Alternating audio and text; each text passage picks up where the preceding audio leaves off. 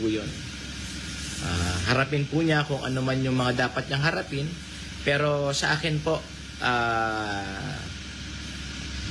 yun lang po pakiusap ko. No? Bigyan niyo na lang po ng kapayapaan po yung aking inay. Kahit man po kayo, di ho ba? Kapag kaho ang inyong magulang ay dinadamay sa mga bagay na hindi naman sila dapat involved, nasasaktan kayo. So, yun po. Wala pong problema doon. Ako po, sabi ko nga po, magsabi ho kayo ng mga bagay na hindi maganda sa akin, okay lang po. Wala akong problema. Magsabi ho kayo ng mga bagay na against sa akin, wala akong problema. Pero kahit kailan ho, hindi ko ho kayang saklawan ang buhay ho ng isang tao. Maaaring pwede akong mag-suggest. Maaaring pwede akong magsabi. Pero hindi ko ho kayang o wala ho akong kapangyarihan para baguhin yon. Sila po ang magpapasya at sila po ang magdi-decide kung ano ho yung kanilang mga desisyon na gagawin sa kanilang buhay.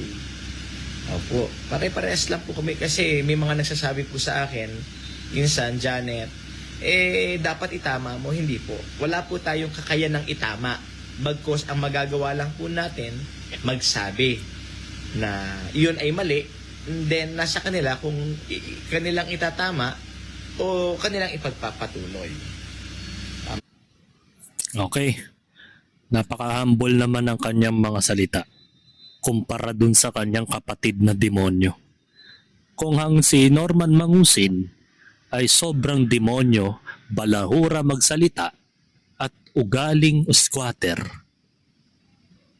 Samantalang itong si Jose Marie Jerome Jam Antonio Mangusin ay napakahaba ng pangalan niya, ay malayong malayo sa ugali ni Norman, mga kaplastik. So ang sabi niya dito ay nakikiusap siya sa mga tao na wag na po idamay ang kanilang ina na si Nanay Remedios. Kahit si Norman Mangusin, wag na niyang babanggitin o idadamay sa kanyang mga propaganda itong nanay nila.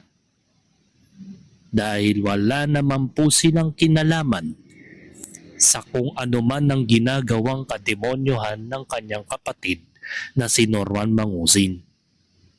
So tama nga naman. Kaya nga namumuhay na ng tahimik tong si Jam Mangusin At ang kanyang ina